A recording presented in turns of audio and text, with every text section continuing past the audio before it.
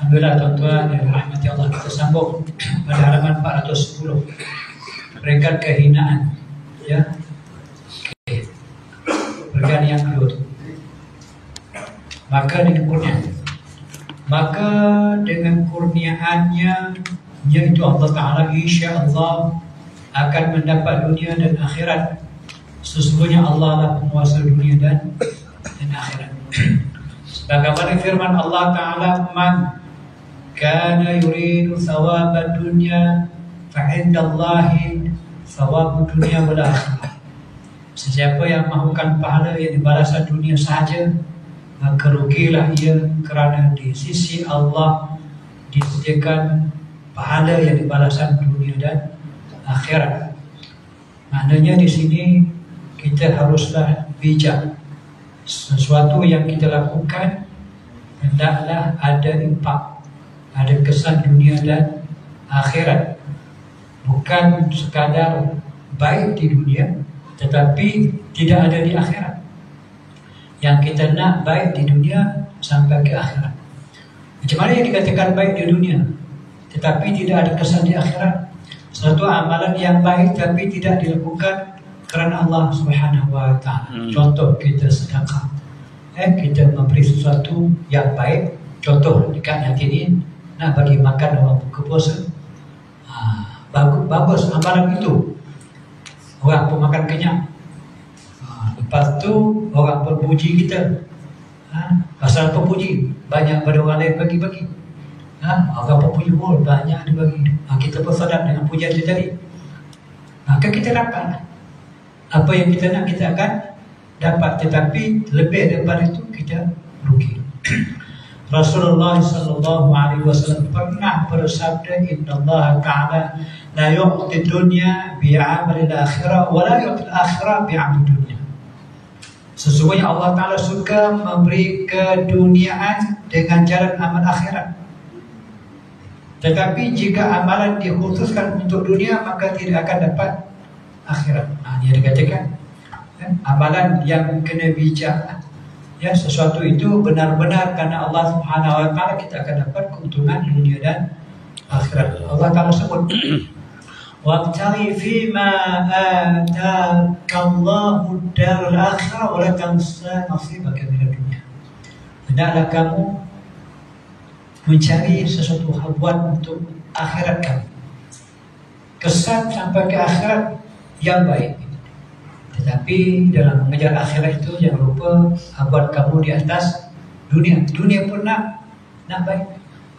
Seperti mana Allah Ta'ala firmankan dalam ayat 168 dan 172, yang Allah Ta'ala sebut tentang rezeki. Allah kata apa kepada manusia, ya ayuhannas kulu mimma fil ardi halalan tayyiban wa la tattabi'u khutuwati syaitan. Wahai manusia seluruhnya, makan dan minum yang apa ada di bumi, ya, dan jangan ikut jejak langkah syaitan. Maknanya benda yang baik buat, tapi kesannya itu tadi pastikan tidak berlebih. Kenapa Allah kata kalau bab makan ini Allah kata wala tattabi'u khutuwati syaitan? Sebab makan kadang-kadang kita terlupa kelebihan, ataupun nak cari makan sampai lupa sebuah halal dan haram. Yang penting halal. Halal pun ya, haram pun ya. Dia sapu semua. Kita kena ingat. Sebab Allah Ta'ala sebut dalam ayat yang lain, ya ayyuhallazina amanu kulu min thayyibati ma razaqnakum washkuru lillahi in kuntum iyyahu ta'budun. Wahai orang-orang yang beriman, makanlah yang baik-baik. Ya. Allah dah tak sebut yang halal, sebab orang Islam dia tahu orang yang beriman akan ambil yang halal. Tetapi ada lagi, bukan sekadar halal tetapi thayyiban, yang bersih, yang suci, yang baik, berkualiti. Dan dalam pada itu juga kurnia yang Allah berikan dan kita guna secara baik. Allah suruh apa? Washkuru lillahi. Kita nak bersyukur kepada kurniaan nikmat yang diberikan oleh Allah Subhanahu wa Ta'ala. Ada nilai tambah kepada manusia seluruhnya. Allah suruh makan yang halal dan yang baik, dan jangan ikut jejak langkah syaitan. Orang mukmin dah tak ada begitu lagi. Dia akan selamat Dan orang mukmin tingkatnya lebih daripada itu. Yang halal dia tidak ada masalah, dia makan yang baik-baik dan dia bersyukur kepada Allah Subhanahu wa ta'ala. Sepatutnya begitu. Dengan demikian, niat yang ikhlas ditujukan untuk akhirat. Allah nilai pada amalan kita seperti mana dalam hadis hijrah, innamal a'malu binniyat wa innamal likulli imrin ma nawa. Sesungguhnya amalan itu berdasarkan niatnya, dan seseorang itu mengikut apa yang dia niatkan. Dalam contoh hijrah, Nabi kata siapa yang berhijrah kerana Allah, maka hijrahnya itu kerana Allah. Ada pula yang berhijrah kerana nak dapatkan haluan dunia, nak berniaga sebab dah jemu dah. Mungkin dia punya peluang, dia beriman dan peluang untuk berniaga sebab dia ni orang yang berniaga di Makkah, tapi kerana dia beriman dia tak boleh berniaga lagi dah. Maka dia pun berhijrah bukan kerana Allah, tapi kerana nak berniaga di Madinah pula. Ada pula tu berhijrah kerana nak ikut kekasih dia, tunang dia berhijrah, maka dia pun ikut sama berhijrah. Maka dia dapat tak? Dia dapat apa yang dia Betulah setiap amalan itu berdasarkan niat masing-masing. Tetapi jika hanya ditujukan untuk dunia, maka akhirat akan hilang dan hanya mendapat dunia. Macam mana kita nak katakan benda wahimah benda dunia tapi boleh dapat akhirat, dan kita bimbang benda akhirat tak dapat akhirat, dunia pun tak dapat. Yang akhirat dan dunia ini antaranya bersifat harus. Sebab kita apa-apa yang kita buat, apa-apa yang kita cakap, dia ada batas, 5 batas. Yang pertama yang dinamakan wajib, tak boleh tinggal, kena buat berpahala, tinggal berdosa. Maka pastikan benda itu kena buat. Contoh puasa Ramadan. Puasa Ramadan bila menjelang 1 Ramadan, Allah Ta'ala kata dalam Al-Quran 183 Al-Baqarah, wahai orang-orang yang beriman, telah pun difardukan kepada kamu berpuasa seperti mana juga telah pun difardukan kepada orang-orang yang sebelum daripada kamu. Bila syariat puasa itu dikenakan pada umat Nabi SAW? Pada tahun kedua hijrah, bila Nabi berhijrah ke Madinah. Berlaku pula bulan Ramadan pada tahun hijrah yang kedua. Tuan-tuan, dalam bulan hijrah, tahun kedua hijrah, berlaku 8 peperangan. Nabi sepanjang hayat Nabi terlibat dengan 27 peperangan. Yang kita pernah dengar apa? Badar, lagi apa Badar, Uhud, apa Uhud, Khandaq, lagi Hunain, lagi Taif, lagi banyak lagi peperangan. Tapi yang lain tak dengar. Yang mana berlaku, okey, saya mula daripada tahun 2 hijrah, berlaku 2, 3, 4, 5, 6, 7, 8, 9. Berapa tahun? 8 tahun sahaja. 2 pada tahun 2 hijrah berlaku 8 peperangan. Pada 3 hijrah berlaku 4 peperangan. 2, 3, 4 berlaku 3 peperangan, 5 berlaku 4 peperangan, 6 berlaku 4 peperangan. Tahun yang ke berapa? 7, 8, 9. Lalu kemudian berlaku 1 peperangan. Okay. Kemudian berlaku 2 peperangan, lepas tu 3 peperangan, dan sebelum Nabi wafat 1 peperangan. Bermaksud Nabi menghadapi sebanyak 27 peperangan. Tuan-tuan pernah dengar yang masyhurlah Nabi Badar. Lepas tu lepas Badar tak habis lagi melatih, berlaku peperangan Bani Sulaim. Lepas Bani Sulaim berlaku peperangan pula Bani Qainuqa. Tak habis lagi pada tahun hijrah lagi ni peperangan Suwaid. Suwaid ini peperangan tempur. Tuan-tuan pernah dengar peperangan tempur? Sufyan, Abu Sufyan, dia panik hati pasal apa? Kalah perang Badar dah satu hal, gambar pengusaha-pengusaha. Abu Jahal meninggal masa peperangan Badar, yang dipancung oleh Abdullah bin Mas'ud, yang mana kaki Abu Jahal ini dipancung, dipotong oleh dua orang budak Muaz dan Muawiz, yang ditujukan oleh Abdullah bin Auf. Mati Abu Jahal, pengusaha-pengusaha dah itu pengetahuan pula. Maka dia tak sangka orang Arab kafir musyrikin Makkah tak sangka boleh menang. Sebab dengan kekuatan 1000 orang berbanding dengan 300 orang, dengan logistik lagi, dengan pengalaman mereka, dengan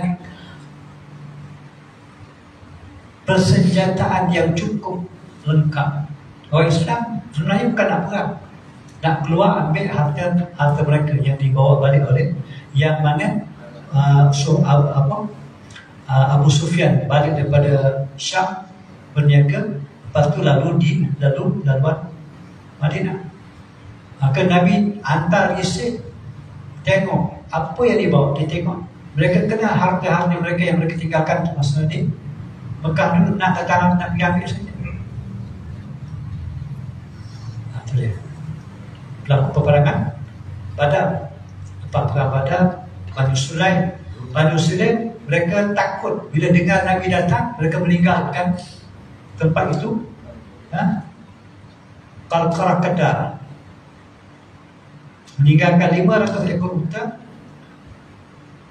Maka Nabi pun datang dengan sahabat-sahabat Nabi, rampas harta itu. Berlaku pula peperangan Bani Qainuqa. Qainuqa ni adalah kaum Yahudi. Lepas tu berlaku lagi peperangan. Ini orang Abu Sufyan lagi ni daripada Makkah datang, peperangan Tepuk. Tepuk ini nama dia menghina, merendah-rendahkan tentera musyrikin.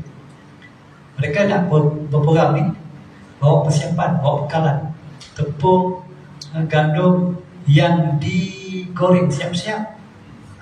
Nanti nak makan, letak madu, letak susu, kacau je. Macam kita lah, kalau konflik lah, oat lah, sebagainya. Abu Sufyan ni hari malam dia pergi ke rumah Huyai bin Akhtab. Huyai bin Akhtab ini sebelum tu dia pernah menjadi bapa mertua Nabi sallallahu alaihi wasallam daripada anaknya bernama siapa? Safiyah. Nabi pernah berkahwin dengan satu orang wanita Yahudi bernama Safiyah binti Huyai. Dia minta daripada Huyai sokong dia, tapi Huyai tak nak. Huyai ini adalah ketua Yahudi Bani Nadir. Okey, lepas tu dia tak dapat sokongan daripada Huyai, dia pergi kepada Sulami bin Barkum. Yang ni tolong. Apa dia buat? Dia masuk kampung orang Arab, dia bakarnya pokok kurma, lepas tu dia bunuh 2 orang. Dia balik lagi. Sebelum itu Abu Sufyan bersumpah kalau dia tak berperang dengan Nabi, dia tidak akan basuh kepala, basuh rambut dia. Apa maksud dia?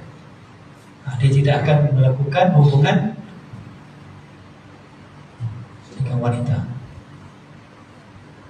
Kemudian dia lari balik. Bila lari balik, Nabi SAW dapat tahu Nabi kejar dengan sahabat-sahabat yang lain. Mereka bawa ni gandum apa semua ni, berat. Akhirnya mereka meninggalkan sebab nak lari laju ni, dah takut kena lolah kan. Nabi sampai ke Qarqarah ni tadi, ya, mereka pun meninggalkan dengan banyak, dan mereka dengan lari, dengan laju. Nabi tak dapat nak kejar, dan Nabi tunggu di situ. Tak ada, dah tak balik dah. Akhirnya Nabi bawa balik gandum itu tadi. Maka peperangan itu bernama peperangan Suwaiq. Contoh boleh buka dalam Google, SAWAIQ, Suwaiq. Banyak lagi peperangan yang berlaku dalam ketika Nabi SAW berlaku pada bulan Ramadan, Syawal, Zulqa'dah, Zulhijjah, pada tahun 2 Hijrah. Pada tahun 2 Hijrah. peperangan demi peperangan, sebab orang kafir ni dia tak puas hati nak kalahkan Nabi SAW. Sampai orang Yahudi dalam Madinah sendiri yang memiliki kepuak yang besar, iaitu paling besar Qainuqa, Nadir dengan Quraidah, ya, mereka ini telah pun mengambil perjanjian dengan Nabi SAW dalam Piagam Madinah. Piagam Madinah ada 47 fasal. Apa maksud piagam? Piagam ialah dokumen bertulis tentang hak. Okey, bila kita katakan Piagam Madinah, hak siapa? Hak Madinah. Kalau kita katakan Piagam Pelanggan, hak siapa?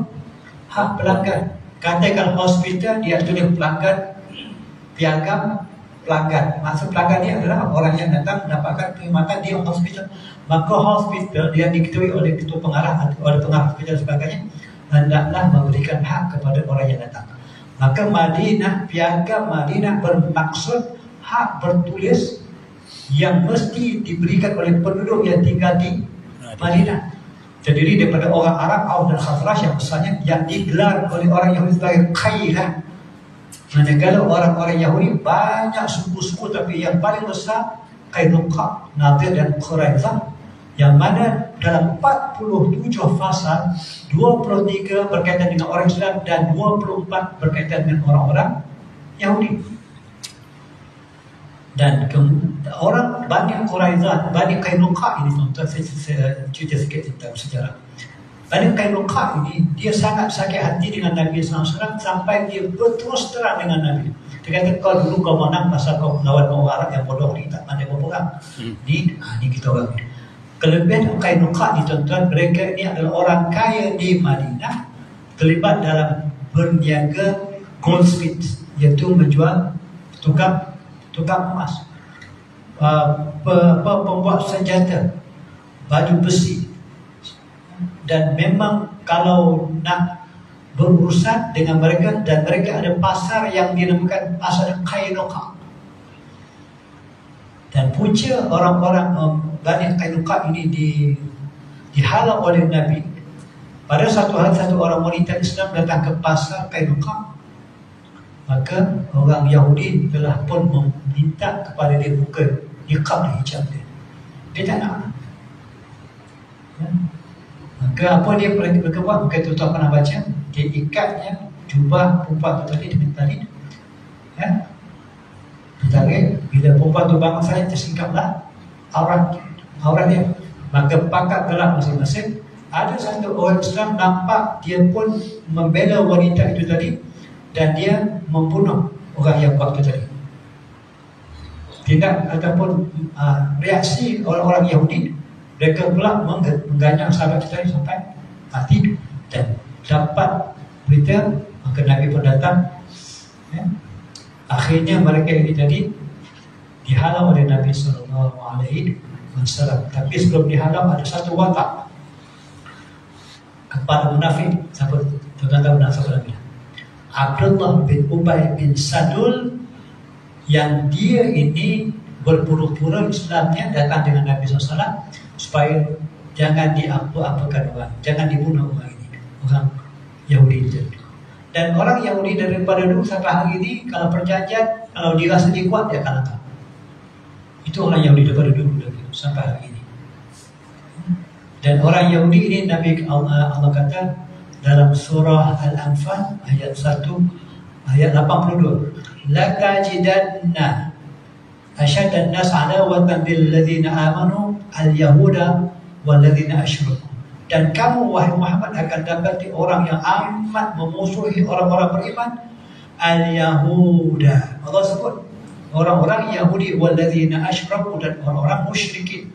Hari ini pun macam itu. Orang Yahudi tidak akan duduk diam selagi mana, ya, orang Islam tidak berada di bawah cengkramannya. Maka balik kepada Abdullah bin Ubay ini tadi, dia berpura-pura. Okey, Abdullah bin Ubay itu sebenarnya satu tokoh yang hebat. Sebelum Nabi datang, kaum Aus dan Khazraj telah pun minta kepada Abdullah bin Ubay supaya menjadi ketua mereka. Dan dia dah rasa nak jadi raja di Madinah. Tapi bila Nabi datang, dijemput oleh orang-orang Ansar, maka dia diketepikan dan dia rasa dendam. Tapi kalau nak lawan, tak boleh. Sebab apa? Orang Arab yang masuk Islam, maka dia berpura-pura menjadi Islam sedangkan dia kufur. Itu dinamakan munafik. Apa dia buat? Dia gesa Nabi supaya jangan apa-apakan orang ini. Maafkan sajalah. Sampai mula-mula Nabi berpaling saja, tapi tindakan dia memasukkan lengan tangan dia ke dalam poci jubah Nabi SAW. Nabi kata, jangan kamu buat begitu. Dia tak peduli. Dia buat juga. Dia desak Nabi SAW. Akhirnya Nabi tidak mahu memanjakan cerita. Maka Nabi kata, okey, kalau begitu aku bagi tempoh kepada orang-orang Yahudi, kalau kami meninggalkan Madinah, bagi tempoh yang sesuai kemana mereka pergi. Akhirnya kebanyakan mereka pergi ke Syam. Syam nama-nama bagi LJ, P, LSJ, Jordan, P, Palestin, L, Lebanon, L, Syria. Itulah dulu namanya Syam. Macam dulu Hijaz merujuk kepada Makkah dengan Madinah. Itu orang Yahudi. Satu demi satu kaum Yahudi, Bani Nadir dihalau oleh Nabi, Bani Quraidah pun dihalau oleh Nabi kerana mereka melanggar perjanjian. Soalnya kenapa mereka duduk di Madinah sebelum Nabi datang? Kenapa? Sebab mereka menanti seorang Nabi, yang mana dalam kitab mereka mengatakan ada Nabi akhir zaman yang akan berhijrah daripada Makkah ke Madinah. Mereka tunggu, okey, sampai kepada mereka. Dan mereka kenal Nabi. Dalam Al-Quran Allah sebut dalam surah Al-Baqarah, wa ya'rifuna kama ya'rifuna abna'ahum wa ya'rifuna kama ya'rifuna abna'ahum. Mereka mengenali Muhammad ini seperti mana mereka mengenali anak-anak mereka. Sangat kenal. Begitu tuan-tuan. Tapi mereka ini menyeleweng. Contoh penyelewengan yang dilakukan oleh orang Yahudi apabila Abu Sufyan didatangi oleh orang-orang Yahudi ini tadi untuk berpakat dengan mereka. Orang Makkah berpakat dengan orang Yahudi supaya menjalan Nabi Muhammad di Madinah. Abu Sufyan tak nak. Sebab apa? Banyak dah kalah. Tak pernah menang dalam peperangan. Kalah menang. Ada orang Sabah, mana tak ada. Kalau di Sabah tu dah satu nama tempat Kalabakan. Kalabakan tak pernah menang. Azam. Dia keringau. Tetapi okey, satu soalan yang ditanyakan oleh Abu Sufyan kepada orang Yahudi, kau cakap betul-betul, agama kami dengan agama Muhammad mana yang benar? Sedangkan orang Yahudi ini tahu kebenaran yang dibawa oleh Nabi SAW yang disebut dalam kitab mereka, tapi dia kerana kepentingan dia kata agama kamu yang benar, agama Muhammad salah.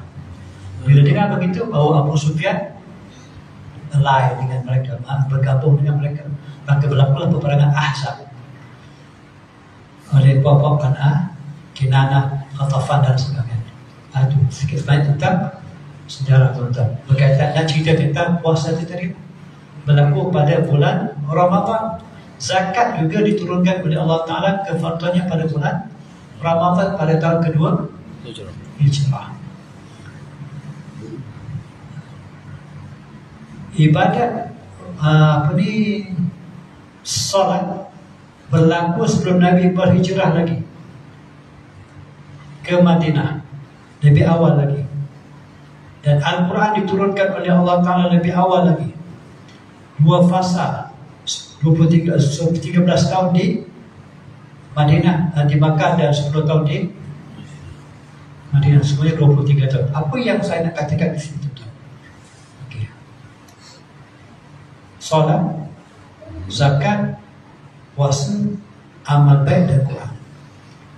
Inilah amalan yang mana bila seseorang itu berada di alam kubur, yang akan menjaga di kepalanya adalah solatnya. Ada yang akan jaga kita, walaupun duduk seorang-seorang, memang menakutkan. Tapi kalau betul, ia akan menenangkan kita. sebelah tangan kanan yang menjaganya adalah zakat dia. Sebab kalau Allah suruhkan solat, Allah iringkan dengan zakat. Contoh, innama ya'muru masajidallah man amana billahi wal yawmil akhir wa aqama as-salata wa ata az-zakah. Hubungan dengan Allah solat, hubungan dengan manusia adalah zakat. Itu kanan. Sebelah kirinya adalah puasa yang ditunaikan. Sebab apa puasa? Puasa ini kita perlu pada makan dan minum siang hari. Tiba-tiba tak boleh makan, panik pula tu. Lepas tu pula lepas makan kan kena pula belasah. Tak dapat. Tapi kita buat kerana Allah. Maka sebelah kirinya nanti yang jagaannya adalah amalan puasa dia. Di kaki adalah amalan-amalan baik yang dilakukan oleh orang itu kerana Allah Ta'ala. Dan sekelilingnya itu tadi, kelilingnya itu tadi yang menjaganya adalah Al-Quran. Maka bulan puasa ini, ibadat puasa kita lakukan, Quran kita baca, dan sedekah kita banyak. Sebab inilah amalan yang terbaik yang dilakukan pada bulan Ramadan, ya, iaitu kita puasa dan kita baca Quran dan kita bersedekah. Okey, tuan-tuan balik. Padahal di dunia tidak kekal sehingga menjadi rugi di dunia dan di akhirat sesungguhnya jika orang mengetahui bahawa amalan seseorang disebabkan dan diperuntukkan baginya bukan kerana Allah, tentu orang itu akan membencinya, malah menghina dan meremehkannya. Apabila beramal dan terdapat sifat riya, hendaklah riya itu ditujukan kepada Allah sehingga Allah meredai, mencintai dan mencukupi segala keperluan. Ini maknanya nak riya pada Allah Ta'ala. Sampai macam tu. Nak tunjuk pada Allah, yang tengok lagu ni, aku baik dekat dia Allah. Memang kita buat untuk tunjuk pada Allah supaya Allah tahu. Allah memang Allah tahu. Tapi untuk kita ni, daripada tunjukkan dekat orang, baik kita tunjukkan pada Allah Ta'ala. Ya Allah, aku buat ni supaya kau tengok aku, ya Allah. Okay. Untuk menghindarkan diri agar tidak mencari kerajaan makhluk, jalan keluarnya adalah seperti berikut. Ada jalan keluar daripada mencari kerajaan makhluk. Mengkhususkan iradat. Iradat bermakna keinginan, yakni mengerjakan sesuatu kerana Allah Ta'ala semata-mata, kerana hati dan ubun-ubun manusia ada pada kekuasaan Allah. Nyawa kita ada pada Allah Ta'ala dan hati kita, niat kita ada pada Allah Ta'ala. Allah Maha mengetahui. Okey, tuan-tuan, dalam surah Baqarah ayat yang ke-8, surah apa? Yukhadi'una Allah walladzina amanu wa ma yakhda'una illa anfusahum wa ma yash'urun. Ini berkaitan dengan orang munafik. Tuan-tuan lihat perkataan yukhadi'una Allah dengan perkataan wa ma yakhda'una illa anfusahum. Pertama yukhadi'un, yang kedua yakhda'un. Apa beza? Kedua-duanya bermaksud tipu daya, memperdayakan. Mereka memperdayakan Allah dan memperdayakan orang-orang mukmin. Wa ma yakhda'una, dan tidaklah mereka memperdayakan melainkan diri mereka sendiri. Wa ma hum yash'urun, sedangkan mereka tak tahu. Yukhadi'u ini bermaksud bersungguh-sungguh nak melakukan tipu daya kepada Allah Ta'ala, menunjukkan kebodohan mereka, yang mereka tak kenal Allah, bahawa Allah amat mengetahui apa yang ada dalam hati mereka. Dan mereka juga memperdayakan orang-orang mukmin. Tapi sebenarnya wa ma yakhda'una illa anfusahum, apa yang mereka lakukan mereka tidak memperdayakan melainkan diri mereka sendiri. Maksudnya yakhda'una, dengan mudah mereka sebenarnya memperdaya diri sendiri. Contoh, coba contoh, anak kita malas pergi sekolah. Lepas tu dia kata, ya naik bas ya, mau pagi-pagi. Kalau ada motor dia tajik pergi. Kita belilah motor untuk dia. Okey, pagi-pagi dia pakai baju sekolah. Okey, bawa beg sekolah, start motor pergi. Lepas tu balik ke, budak balik dia pun balik.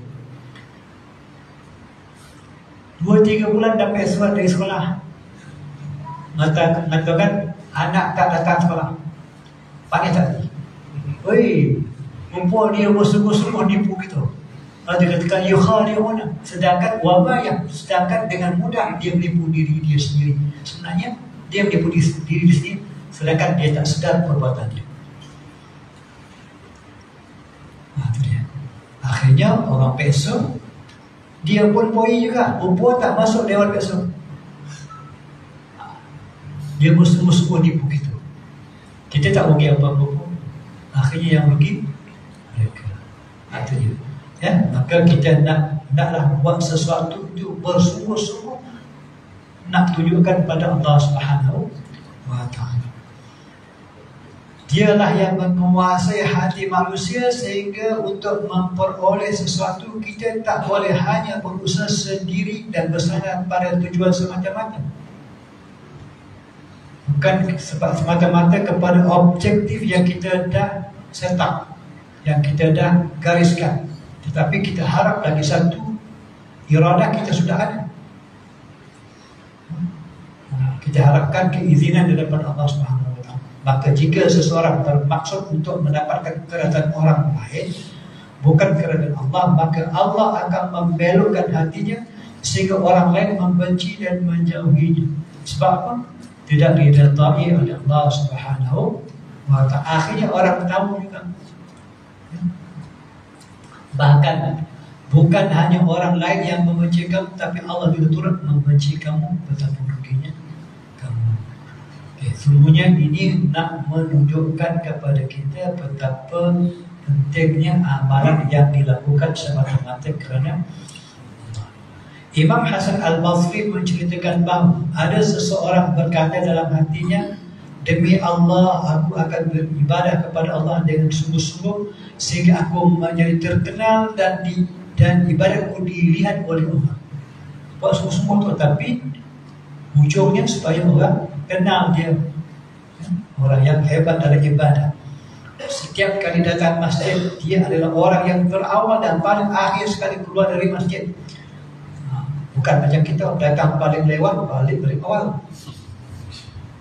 Tapi dia ni datang paling awal, balik akhir. Memang ciri-ciri orang hebat. Bayang Jumaat datang paling akhir, sampai orang dah sembahyang, dia pun tongkat motor tak matikan enjin.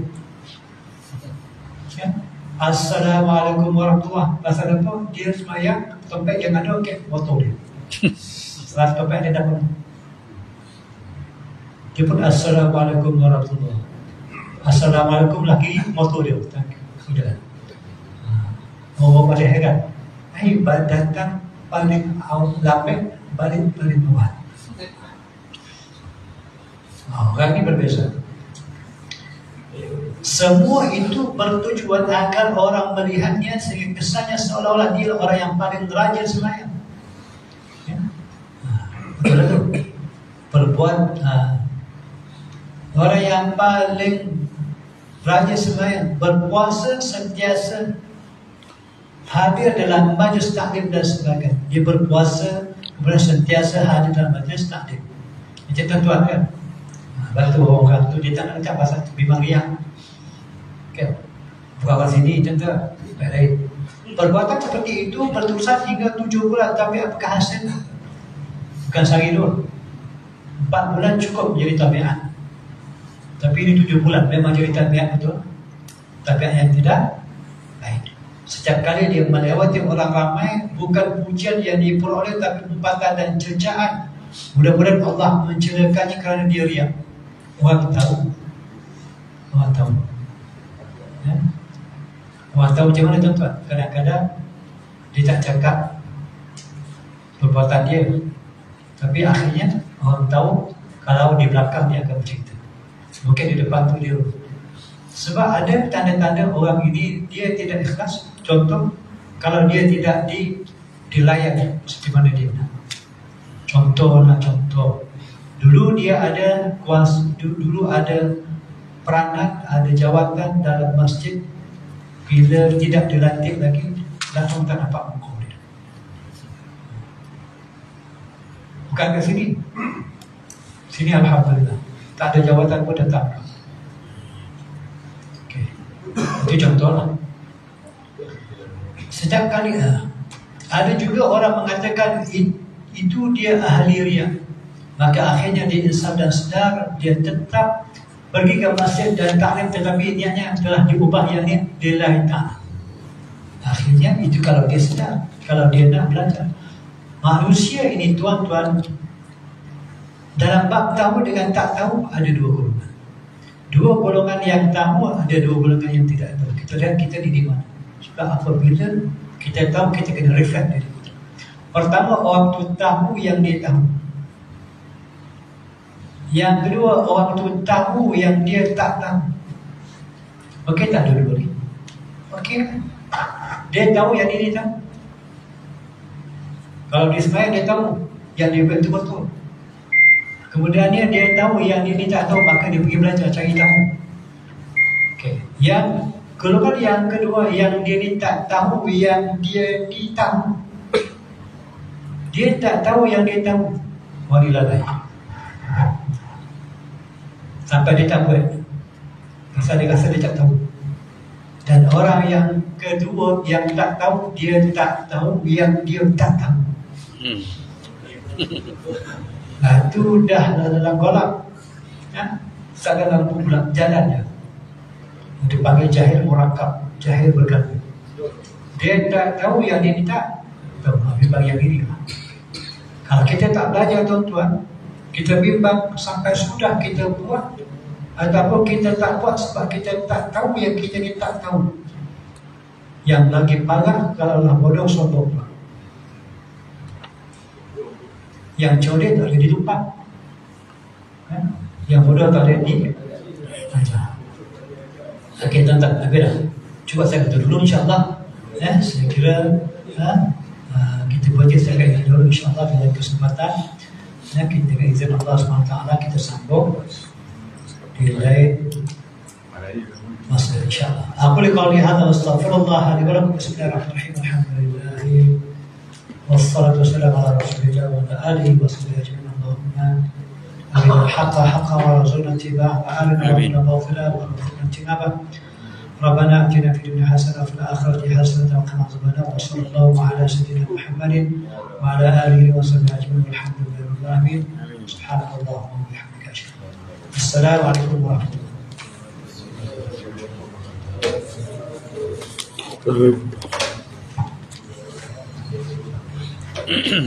الله.